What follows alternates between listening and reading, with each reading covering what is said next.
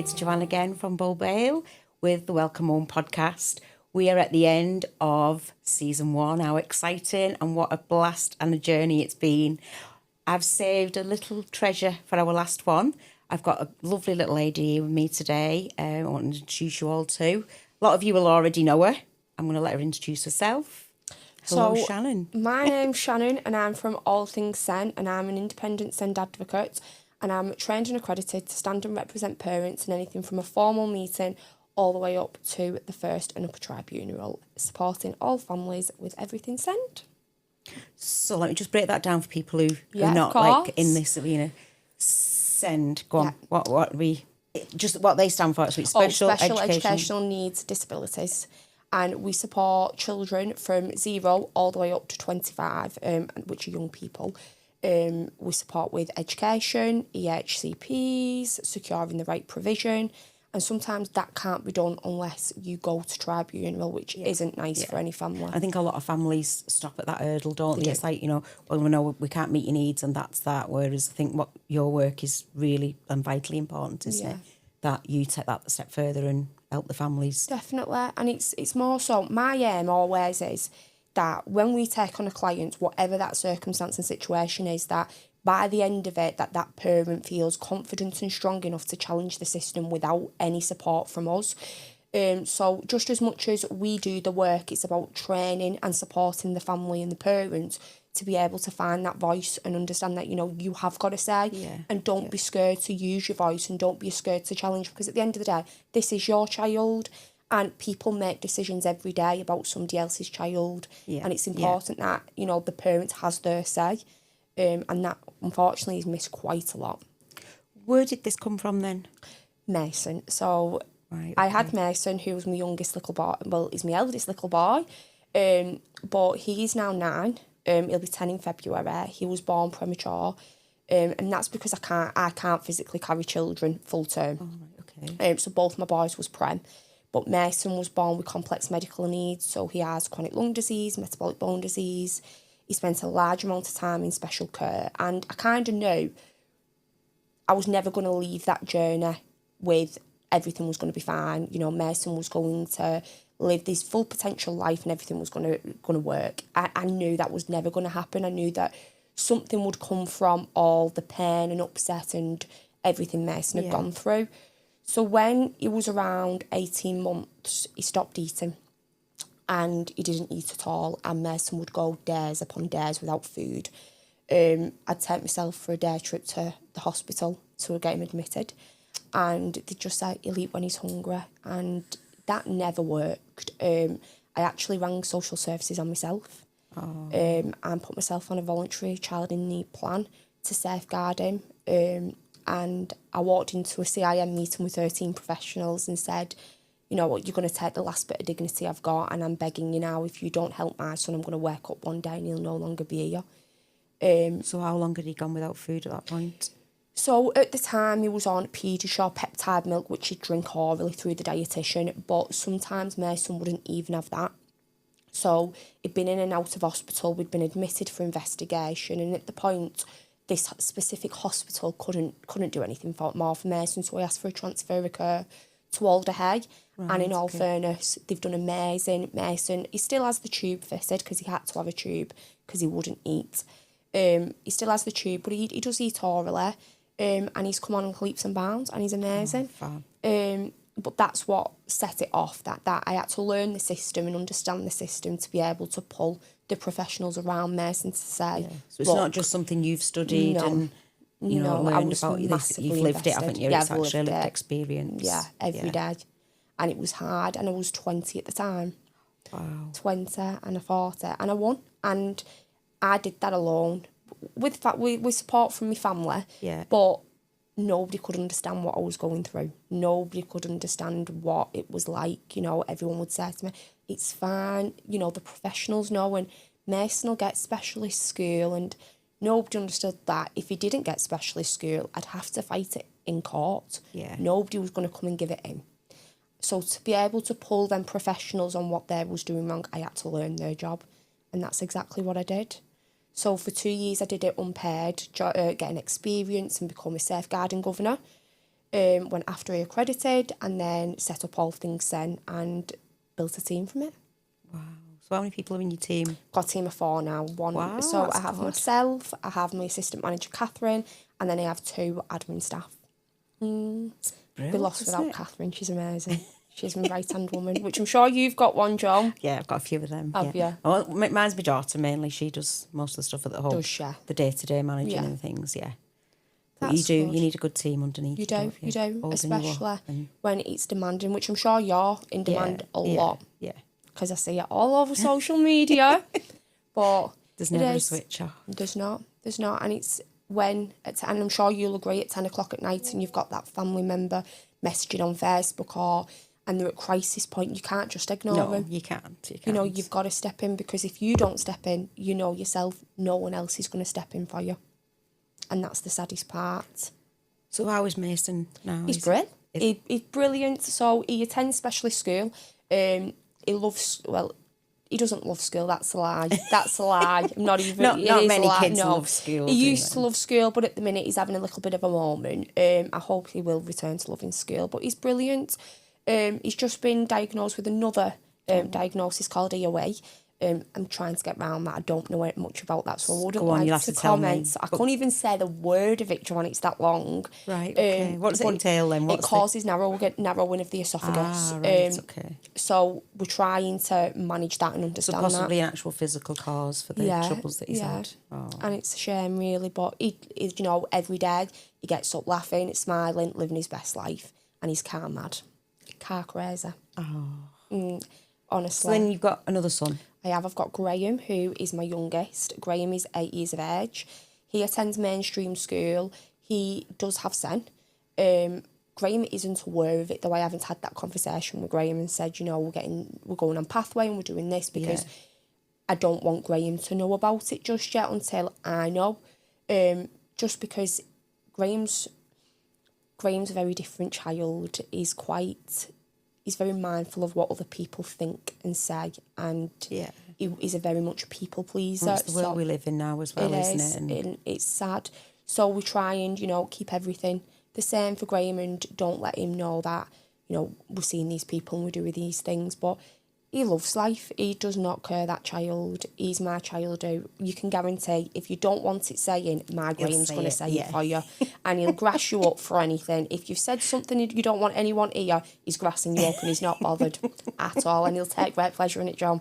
Great pleasure. Oh, bless him. But yeah, they're both my pride and joy. So, leading up to that then, so you were 20 when you started all that off. So I was talked when I said you were going to be a guest on my show, there's quite a few people looking forward to seeing you on the show. But one of the ladies I was talking to, she's a massive supporter of ours actually, Gemma, sent me a picture of you from years ago. She was like, Shannon will hate this picture, but I want to share it with you. Okay. What were you doing at that point? Because I think, weren't you doing something like charity, community-based at that point? So I am still a trustee for the charity. So it's called the Eva Marie Foundation. The what, sorry? Eva Marie Foundation. Right, okay. So that's a charity that's specifically around parents who've lost a child at birth. Okay.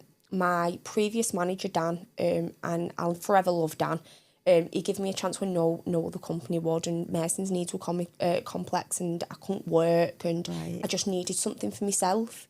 And Dan gave me that, and we did Christmas visits for Sen children and children who couldn't go and visit Santa in the grotto. Oh, wow, lovely. So me and Dan did that all over Christmas one year, and it made me have big, massive red cheeks.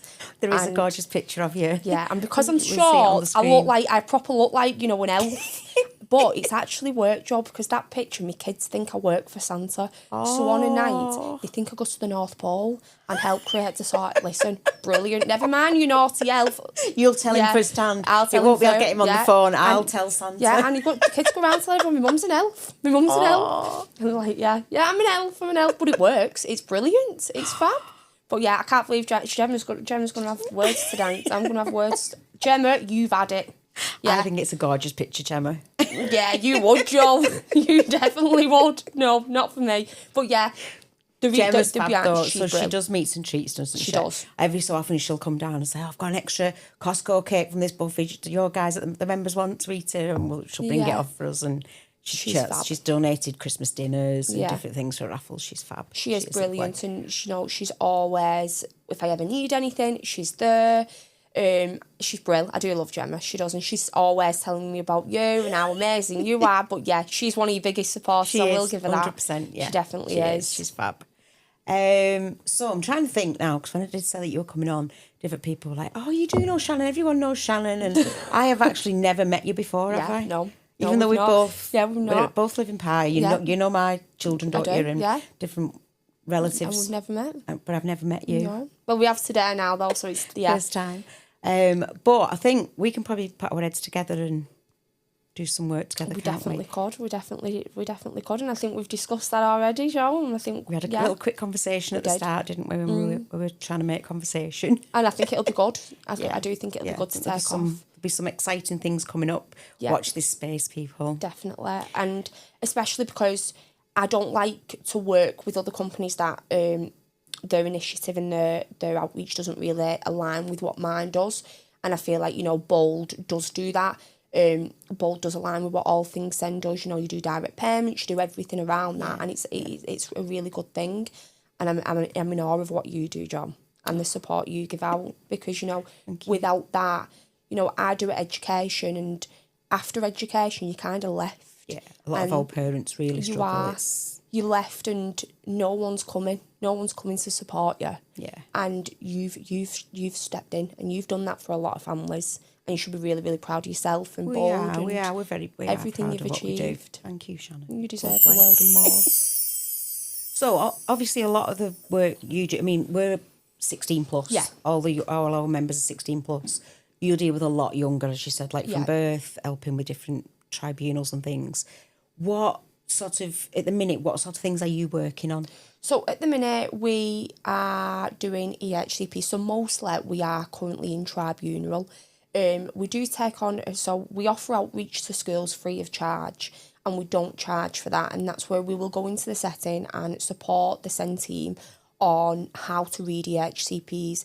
If they've received a draft EHCP, it'll have words like access to, benefit from, opportunity to. That does not make it legally binding. In fact, it makes it very, very wishy-washy. Yeah, it's very grey, isn't it? Yeah, and that leaves a lot of open space for a lot of professionals to get away with blue murder, or the local authority to get away with not funding. Yeah. So we try to support schools by getting the EHCP where it needs to be, so then they can secure the correct funding, and they also know how to support that child, because it's right what you say, you could have an EHCP, but it might not be worth the paper it's written on if it's not to a standard it needs to be. That's mainly what we're working on for the minute. I think a lot of the time they probably just say, oh, this is it. Then, we've got the student, we've got a little bit of extra funding for this EHCP. Right, let's just put that at the back. And then they're so busy, like all of us are. They've not got enough people to deliver that to its, So do you sort of go in then and... Yeah, so we will always offer. Not a lot of schools want to take that. Really? Yeah, a lot of schools do not want an advocate in the building because they're kind of... Some schools see it as, well, why is this person coming in, and what they're going to do, and many times we can. So do they see you as like they see a Ofsted inspector or they try to push us back. So I think sometimes they feel that this individual's going to come in and scrutinise everything we've done. And I always say there's nothing more that I want than to build collective working relationships with any school, any local authority I work with. But if you become a barrier to that family and that child, then unfortunately that barrier can't stay. Yeah. And the barrier has to be removed. And whether that's through, a complaint, whether that's going to your seniors, whichever way that will be, that barrier will be removed, because I need to make sure that family's supported more than anything. So they should fear you. Yeah. There's a lot. Do you know what? I wouldn't like to say that they fear me. No, definitely not. But it's nice that professionals do recognise my business and know that. But it's very bespoke, isn't it? There's not. You're not going to find many people out there that can come in and get to the point. I didn't want to touch on this, but I will touch on it while it's you, Jo. So nobody knows about this, by the way. So me and Catherine have been doing a lot of work with MPs, and we're trying to go to Parliament. But at the minute, the problem we have is advocates are not governed by a body. So that means that when parents are seeking representation and they're going to advocates to say, well, what can you offer, what can you do? With advocates who aren't governed by a body, that means that parents are taken advantage of. Yeah. And there's a lot of advocates within the community who will exploit parents. Yeah. So we're trying to safeguard parents at the minute to stop that from happening. We had one client come to us who they had a draft EHCP, it had been checked by an advocate, and in fact it hadn't. That advocate had used AI to do that, so that family now is actually in tribunal because an advocate hadn't done their job properly and they'd paid for that support. And it's so sad. So sad. So for me, it's trying to protect... It's regulating it, isn't it? Yeah, it's regulating it, protecting parents and making sure that, you know, whatever professionals around that child, they should make sure every decision is made in the best interest of the child. And if it's not, then you shouldn't be anywhere near the case. Give us some, like, little examples of, like, recent... I do see things pop up on Facebook and things of, you know, such a body's got his place in school today, and so, that's all lovely and stuff. So go on, give us some... I'll tell you about Keane, because I can say his name, and he's an amazing little boy. Is that the most recent one? Yes, yeah, Keane got into Lakeside, and he's the most loving little boy in the world. He loves history. He's the kindest, sweetest little gentleman. And the local authority wanted mainstream, and it wasn't going to be suitable, and parents knew that. So we fought for specialist provision, and he's just recently got in, and he started his first day yesterday. So he rang me when he finished school to tell me how his day went and how amazing it was. That's lovely. How and cute. I said I was on this podcast, and he was like, I said, I'll mention your name, Keane. And he was like, I'm going to be famous.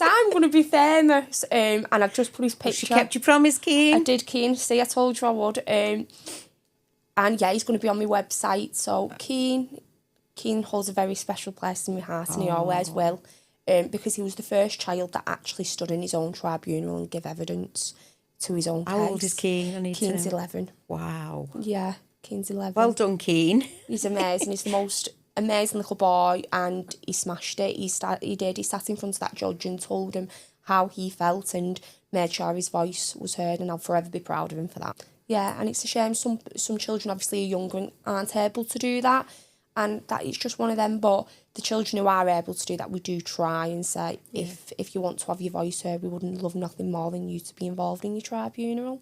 But yeah, I think we've secured 42 provisions this year for children, all in all. Wow, we just wouldn't think there'd be that many, would you, too? No. So are you just local, or do you go all across? So we go across England. So my closest... I was saying Merseyside. No, so my closest is St Helens. Right, okay. My furthest has been Isle of Wight, which is really far away, yeah. And we cover all England, distance. So there's a lot of it sort of virtual work and on Teams and things rather than... Right, yeah, okay. so I'd probably say about 5% of my clients actually are St Helens.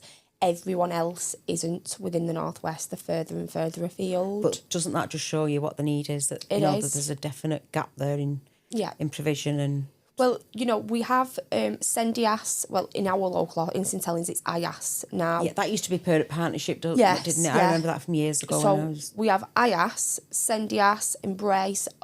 Depends on your local authority, depends on which advocacy service you've got.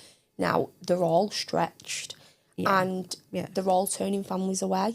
Oh. So then they genuinely are left with no support, because normally they would use them. So then they've got an option of, well, we either sit here on our own or we pay, and some parents can't pay, and nor should they pay, because I will be the first to say my job should not be a job, and the first one to say it should not be a job. So what happens to the ones who can't afford to pay? So we currently offer 3 packages where we don't charge families, so families that are in crisis points who are struggling, we will take their cases on free of charge, and we won't charge. How do you manage that, though? Because that in itself is... So I'm very fortunate that I've got Catherine, and me and Catherine don't put that through our timesheets, and we do that in our own time. So that's like voluntary, isn't it? Yeah. Because we're both Sen parents and we've both lived it, and we don't want any parent to feel alone, because it's the most darkest, loneliest road you'll ever walk. But unfortunately... That is probably what sets you aside, though, from... Yeah, it's horrible. It's awful. My work phone never goes off. It's on 365 days a year. If my clients ring me at 10 o'clock crying, then I'm answering that phone. I'm not saying, sorry, I'll ring you back tomorrow when I'm on. It doesn't work like that. You need to be on hand constantly. Recently, was it the Pride of St Helens? I knew you were going to say. Yeah. I'm just thinking, it's recognition, isn't it? And I'm sure, so did that come from parents putting you forward for that? I don't actually know. Oh, so do you not? I know. I'd gone to the shop and I got a phone call off this man. And he was like, is that Shannon Hill? And I was like, yeah, can I ask who's speaking? And he was like, oh, it's Martin from the Pride of St Helens. And I was like, have you got the right number? And he was like, just to let you know, you're a finalist. And I was like, me? And I even said to him on the phone, are you joking? Because I thought I thought somebody's got to be pranking me here. Like, surely not. And yeah, I still didn't believe it. Next day, I thought, no, of course not. That's not me. Somebody's got to be joking. But yeah, I was a finalist, and so they didn't tell you who nominated you. No. I would imagine it's quite a few people though. I think No, I didn't get told who nominated me. I didn't get told anything. Just that I was a finalist, and that's lovely. And I'm very thankful and grateful for the opportunity. Yeah, I was shocked, and I still am. I don't think anyone else was though. Everyone was like, yeah. Everyone was dead made up. And I had like not second-hand embarrassment, but I felt like an imposter. Like, because when you looked at the finalist, the winner, he did charity work and he didn't get a payment. He doesn't get paid for his work. So I feel like the rightful winner won. Yeah. Because I do get paid, and I kind of felt. But then it's not always about the pay, is it? And I think I know. You wouldn't have been put forward for it if you weren't doing something that was above the ordinary, would you? Yeah, and I think I need to learn to accept stuff like that. I think you do. But yeah, I don't. I never do. And I've got an amazing team, and I'm nothing without my team, and I'll always throw it back to them. So I did take my team with me too. I bet you had a ball, didn't you? I'll be honest with you, I was home in bed for 10:30 watching I'm a Celeb. Didn't even have a drink. Did you not? No, I was trying to get on for I'm a Celeb because.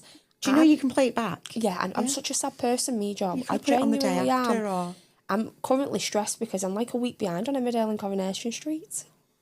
You're not missing much. It's driving me mad. No, honestly, I'm so sad. Long as I've got my Emmerdale storylines in both of them at the minute that are like, oh my God, please make this end. I just wanted to get home. I'm not a social person. But is that, I find the soaps, like people say, why'd you watch that crap? But the soaps they do, it's something to like just... relax, empty your mind, isn't it? And just like distract switch you from off everything. to everything else and focus on something that's not like got your coke going 100 miles an hour. Definitely. I love my soaps. Live for them. Especially for downtime. So tell me, Jo, I'm going to ask a question now. Oh, are you now? I am. I'm going to ask a question. What is Bold doing right now? Right now, Bold are going into the next because what we want to do is push our provision out to respite. So we've introduced the caravan. Yeah. So the caravan's running. We've done a few little weekends up there. They've absolutely loved it. The staff have as well. We're worse than the members. So we've got that running, and then we are going to introduce it at the house. So obviously the house is big enough to do that. So I'm looking into the insurance and all of the other background checks to enhance what we already do. Yeah. Last night, which is really exciting news, we had our bus delivered. Oh. So someone came forward with a bus in our price range. It's an ex-taxi. Right. So it's got 7 seats plus the driver. We can get a wheelchair in there. It's just fabulous. So we're really grateful for everyone who's donated to the GoFundMe page. Especially, I want to give a special mention to Peter Martlew. Thank you very much, Peter Martlew and family. Martlew's maintenance. So he put like quite a big sum towards the minibus, and he's now offered to have it all signed written for us as well. So that should be done probably the other side of Christmas, probably New Year. But we'll be looking at getting that done and sorted. We've had our Christmas fair. We went singing in the centre, in the church next door. We were all singing our theme song in the church. That was really well. It went really well. We really enjoyed it. So I think 2026 is going to be bigger and better. And obviously we've got more podcasts coming. Oh yeah, we've done 6. We've got another 18 to go, and we're rolling with everything. You're smashing it then, aren't you? Yeah. You have done. But like you just say, you can do so much, can't you? But unless you've got that team underneath you And for us, it's not just that team underneath us, it's the volunteers, it's the supporters, it's all of that extra. And people don't realise that them little things that they do. So, you know, there's certain people who every week they'll have a go with the raffle, they'll have a go of, you know, some people pay to the St Helens Community Lottery as well. A lot of that comes to us, and easy fundraising. So people spending online, a bit like Airtime Rewards. So you spend in certain retailers and we get a percentage. So it's like drip fed into us. They're the little things that people do for us that's just taken for granted, really. But without all those little things going on in the background, we couldn't run. No. We really couldn't run. 'Cause people always say, oh, surely you're getting enough in for you. We're not, because our membership is very low. So we have a really good staff to membership ratio. We keep it that way and we try to do as much as we can. And a lot of the stuff we do, I'm sure you've seen, like the food, giving food out, giving toy. We've got a fabulous toy appeal going. We've actually boxed off 2 or 3 families now. Yeah. So we've got like quite a lot going on, and it's dead exciting. And I'm really sad, aren't I? But it is so exciting because I think it's just seeing that impact. And you know, you can get up one morning and think, oh, I can't do this today. I'm just not in the mood. And then someone will come and collect something. You know, it could be a food hamper, it could be some clothes that you put to one side for them, or just anything. And they come and how grateful they are, or they'll say something to you and it just lifts your spirit because you think, how can I complain? You know, I know. They tell you what's going on for them at the minute and why they need this extra support, and it just puts it into perspective. And you have a massive impact on the community, don't you? Like you do. I feel like we do now. We definitely do. Definitely now it's like trickling out, and we're doing more and more. And I think the members are getting more involved in that as well, which is lovely. Yeah. Because a lot of the time it's separated, and because we're concentrating on them, so that gets put to one side. But there's a lot of it where, you know, the members actually do. They'll come out and serve people, or they'll it's lovely. deliver the toys for Christmas and things. You know, I think you've come on so far, and you have done amazing. The support you've give out to the community is out of this world, and you just, like I said, you should be really, really proud of yourselves. It's year 3 now. We'll be going into year 4. March. 4 years. No. Did you think you'd get to 4 years? No, definitely not. No. After 6 weeks, 6 months, it was like, no, right, we're done. There was even a point, I think it was like 6 months in, and I sent messages out to everyone like, thank you so much for all your support, but unfortunately we've had to. And then I can't even remember what happened. We must have got a couple more members, and it picked us up again, and we were fine, and we've never looked back. I've never got to that stage again, and I can't see us ever doing. No, don't. You can't, because I'm going to need you when Mason turns 16, so you're going to need to stay where you are. You can't be going anywhere. So many people say that to us. No, you can't be going anywhere, because there is actually only you in St Helens who offer that, isn't there? There's not... I think... I mean, obviously there's bigger provisions. Yeah, there is the bigger ones. But the home from home, that social... I think that's important for SEN parents specifically, because, you know, for me, it's, you know, parents, how do you put your child's future and education into a complete stranger's hands, and how do you hand your child or young person over to a complete stranger? And when you have them large provisions and them large settings, it's like, is my child going to get lost in there? Yeah, it's scary, isn't it? It is. Whereas yours, it's just, it's so nice. One of our previous podcasts, probably one of the first ones I did, and I was saying, like, so my 2 granddaughters are 2 and 3, and you know, how precious are they? They're just so precious. But to me, when we were looking for somewhere for them to go, it's like, oh, the babies, where we can't leave them, because it's usually a family member, isn't it? You want to just leave with a family member. So the nursery we picked, you know, it's not got no like bells and whistles. It's not like expensive. It's, you know, it is a local one, but because we know the staff there and we know that it's you know, and you know, I think it's important that, because SEN, it's not spoke about as much, and people, especially with you know, with what's going on with the government and the papers and the HCPs, there's a lot of miscommunication out there, and it puts a lot of people worry to approach families or speak about, you know, certain subjects. So for you to welcome that in, that it's really nice, and I wish other services did that and invited other communities within that. And So Shannon, have you got any plans for Christmas? Nothing much really. We will stay at home, because for a lot of SEN families, Christmas it's not all bells and whistles. It can become quite overwhelming. Yeah, it can be too much.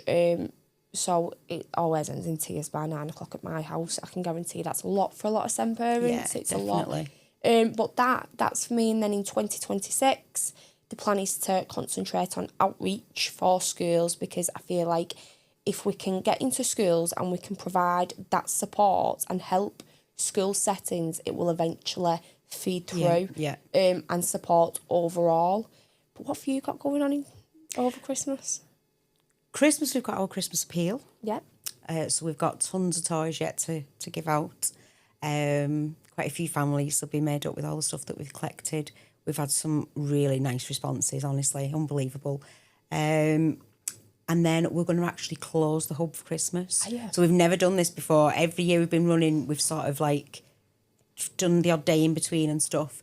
But this year, because the special days fall on, so our operational days are Wednesday, Thursday, Friday at the minute, and the festive period on New Year and Christmas falls on them days.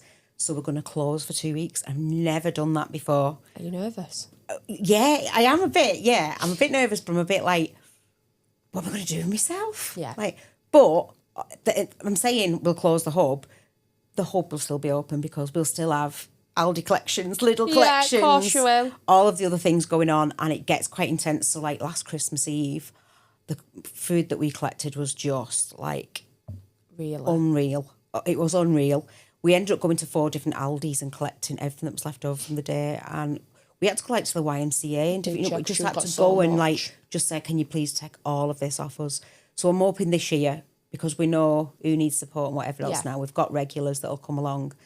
I'm hoping this year will be a lot more organised. So watch this space, everyone. There's going to be a lot, plenty of food hanging around and being distributed. So yeah, that should be good. Are you looking forward to 2 weeks off? Yeah, I am a bit. Yeah. Oh. 2 weeks for the grandbabies and. We close on the 17th, but we're not exactly closed. So I have deadlines on Christmas Day. I have deadlines on Christmas Eve. I have deadlines on New Year's Day. But thankfully, me and Catherine will pre-schedule them, so we'll do them before and we'll submit ready. But yeah, no, we're not off. Well, we'll see. That's dedication, that. Yeah, I love my job too much. So, have you got any particular special message you want to give out to people at Christmas time, or my response to everyone at Christmas is that your Christmas isn't going to be the same as everyone else's. And you're going to look at social media, you're going to look at friends and families and everyone else and probably question why is my Christmas not like that? And it's fine. It's fine that your Christmas isn't the same as everyone else's. And long as that you're with your family and you're with those that matter, it's okay. Don't get too dived into social media. Social media isn't real. It's not real at all, is it? It's not. It's not, and it carries a lot of weight for a lot of parents that, why have I not done that? Yeah, why I can't think it's I do that that? everyone else is having this great time and their kids are appreciative and, we're all, and it's not like that, is it? It's not. For example, last Christmas by, I think, 9:30, my son said to me, so where's the rest? And I was like, are you all right, kid? Like, are you actually for real? Like, not happening? But yeah, it is. And that's just because he doesn't understand. So I just have to laugh it off. Really, I'm crying inside. Like, are you all right? But yeah. But at least you're prepared for it. I'm prepared. I know that it's coming. I know. Hopefully I'll at least get to 10 o'clock this time, but we never know. So all you families at home, there is no normal Christmas. There's not. Definitely there is no normal Christmas. Normal Christmases do not exist. No. And that's okay. And it really, really is okay. No matter what anyone says, no matter how you feel inside, it's fine. Yeah. Okay. So I think we've pulled to time. Yeah. Has it gone really quick? It has. And I'd like to thank you for having me. I really, really appreciate it. I'm made have actually met you at long last. I'm glad I met you too. And I feel like from what we've discussed before the podcast and, I think if we can concentrate on that next year together, I think we would really, really have some good things coming next year between us. Fabulous. Okay. So everyone, unfortunately, it's that time again. No, we're not just drawing to the end of this episode. It's the end of season 1. I think it's been fabulous. I was very nervous starting this journey, but I think it's gone really well. I've had some fantastic guests on. We've had some laughs. We've had some tears. We've had everything. The main thing you can do for us when you're watching is hit that subscribe button. It comes up at the bottom of the screen. It's going to come up now. do it now if you can. It takes 30 seconds. Go across and subscribe to the YouTube channel. It's the best way of us monitoring how many people we've got following this piece of work that we're doing. I want to wish everyone a Merry Christmas, everyone who's been watching, all of our supporters, members, families, staff, volunteers, everyone who has had any input this year, well, the last 3 years, but mainly this year, and also Certas Energy. This would not be possible without you guys at Certas Energy. Nathan and the team, thank you so much. All the best, everyone. I will see you in the new year for season 2. Bye.